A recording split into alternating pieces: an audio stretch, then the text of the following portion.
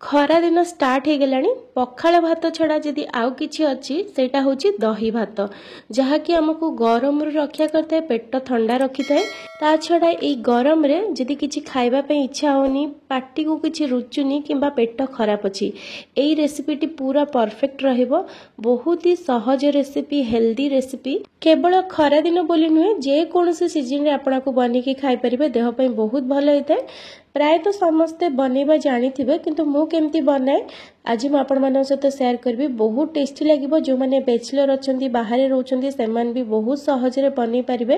ता छडा lunch box हो किंबा पिल्ला मानक टिफिन बॉक्स एई रेसिपी पूरा परफेक्ट रहइबो। एमिति तो एई रेसिपी सहित किछि भी साइड आइटम दरकार पड़ी नथाय सेमती ही बहुत टेस्टी लागिताय। किंतु एठी मु जीरा आलू आचार सहित ए दही भात को सर्व करछि। वीडियो को पूरा देखंतु। रेसिपी भल लागिले निश्चय लाइक करिवे शेयर करिवे। तेबे चलंतु रेसिपी स्टार्ट करिबा। नमस्कार मु मिली आपण समस्त को होम फूड चैनल को बहुत बहुत स्वागत करछि। प्रथमे एटी गोटे प्लेट रे नै दुईटा तीनटा कंचा लंका काटिकी 2 बड़ चामच आंब कसी अदा करिकी ता सहित किछि धनिया पत्र स्वाद हिसाब रे लूण एठी मु गोटे बड़ जागा नै तसला टाइप रो सेइतरे देखंतु मु एठी गोटे बड़ काचर गिना नै से गिना रे मापिकी 2.5 गिना एठी मु अरुआ भात को दोची। दही भात स्पेशली अरुआ भात री बनाई थाए। जदि आपण खाउ नथिबे उषना भात भी नै परिबे। भात को टिके नरम करिकी ही रांधी थिबे जहा द्वारा भल भाबरे एटा टिके मैश हे परिबो। चाउल जदि आपण को गोटा गोटा रहइबो टाण रहइबो जमा भी भल लागिबनी खाइबा पे आपण हाथ रे हो कि एमती मैशर रे टिके भात को एमती चकटी देबे। देखंतु एठी हमर रेडी हे गला। मु जो गिना रे मापिकी 2.5 गिना भात नैथिली सेई गिना रे मापिकी गोटे गिना मोटा आ फ्रेश दही नैची। दही एठी आपण पूरा फ्रेश नेबे बासी दही जमा भी नेबेनी जमा भी भल टेस्ट आसीबनी। एबे जेतिरा हमें स्वाद हिसाब रे लूण दे देबा किछि कंचा लंका कट्टा दे देबा ता सहित एठी मु दोची आंब कसी अदा जदि आपण पाखे नथिबो नॉर्मल अदा को दे परिबे। नॉर्मल अदा देले गोटे बड़ चामच देबे ता सहित किछि कट्टा जाइथिबा धनिया पत्र।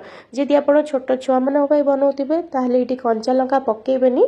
तो यही सब को आम प्रथमे भल भाव में मिसई देबा। ये आप देखी पड़े दही भात मिसैला एटा बहुत सुखिला लगुच तो आर कंसिस्टेंसी को परफेक्ट करने आप चाहिए ये पानी मिसई पारे किंतु टेस्ट आउ टे बढ़िया ये मु क्षीर मिसौची। मुझे गिनारे मापिकी अधा गिना क्षीर नहीं अल्प अल्प क्षीर देकी आम आपको गोलेबा जी कंसिस्टेंसी आपको पसंद से हिसाब से आप रखिए। तो ये मु टोटाल अधा गिना क्षीर देती। एक रे तो क्षीर मिसेले टेस्ट आहरी बढ़ी जिवो। जदि आपण को लंच बॉक्स किंबा टिफिन बॉक्स में बनाउछंती ताहले क्षीर मिसेबा द्वारा कोन हबो ना बहुत समय एटा फ्रेश रहबो जल्दी खट्टा हबनी आ बहुत टेस्टी लागिवो खाया पे। निश्चय थरे एमती ट्राई करंतु देखिबा आपण को बहुत भल लागिवो। तो एटी देखंतु मु सब क्षीर देकी भल भाबरे को गोळी देली।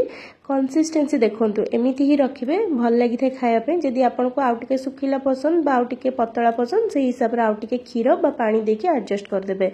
तो सब को भल भाव में गोली देली। एबे चलंतु आर तड़का तैयारी करबा जोटा कि सबुठार इम्पोर्टेंट। तड़का आपण को जेते भल हबो सेते बढ़िया टेस्ट बास्ना आसीबो ई दही भात रे। तो एठी देखंतु गोटे प्लेट रे नैची मु किछि सुखिला लंका ता सहित भुर्संग पत्र गोटे छोट चामच रु कम हेंगू 2 बड़ चामच एठी रोस्टेड चना डाली नैची 1.5 बड़ चामच बिरी डाली गोटे छोट चामच जीरा 1.5 बड़ चामच सोरिषा और किछि काजू। काजू एठी ऑप्शनल अछि जदि आपन पसंद नहीं स्किप करि परिबे। काजू बदल रे आपन एठी चिना बादाम भी नहीं परिबे। तड़का पे देखंतु मु गैस ऊपर गोटे फ्राई पैन बसै देली सेतरे 2 रु 3 बड़ चामच दोची रिफाइन तेल। आपन तेल बदल रे घी भी नहीं परिबे। तेल गरम हो गला परे आमे सेतरे गोटे गोटे करिकी सामग्री को दे देबा। जेमति कि मोइटी चना डाली बिरी डाली जीरा सोरिष ता सहित इथरे आमे काजू को दे देबा सुखिला लंका दे देबा। ये सब टिके भाजी आसला बेल को फुटी गला बेल को लास्ट रे इथरे आमे हेंगू भुर्संग पत्र को दबा। एई रेसिपी बा एई दही भात को आपण जे कोनसी ओसा बार दिन मानकरे बनी की खाई परिबे। कारण माको बिना प्याज रसुन रे बनीची। बिना प्याज रसुन रे बहुत टेस्टी लागिते। आपण किंतु चाहिले प्याज रसुन रे तड़का भी दे परिबे परिबा भी अल्प पकई परिबे निज हिसाब रे मॉडिफाई कर परिबे। तो एडी देखंतु लास्ट रे म इथरे हेंगू आ भुर्संग पत्र देकी भल भाबरे रे किछि सेकेंड में भाजी देली।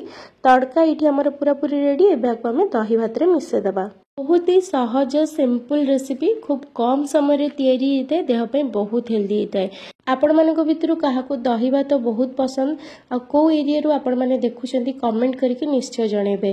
तो ये देखो भल भाव में गोली सारा ऊपर ये मुझे डालिंब मंजी दूची जहाँकि देखापी बहुत सुंदर लगता है आ गोटे क्रंचीनेस ऐड करता है ये दही भात रे। एटा भी पूरा पूरी ऑप्शनल अच्छी यदि आपको पसंद नहीं स्किप करें। ता छड़ा दही भात बनैला बेले ध्यान रखिथे जमती कि भात पूरा ठंडा थिबो तापरे दही मिसेबे। गरम गरम भात रे जमा भी दही मिसेबेनी और जो दही नौचन सेटा पूरा फ्रेश थिबार अछि ताहले जाय कि आपनको दही भात बहुत टेस्टी लागिवो आ बहुत समय जाय रहइबो जल्दी खराब होबनी पूरा फ्रेश रहइबो। आशा करछि आज रो वीडियोटी आपण मानकु पसंद आस्थिबो। निश्चय वीडियो को लाइक करंतु शेयर करंतु पुणी आसीबे नुवा वीडियो नेकी रहउछि। धन्यवाद।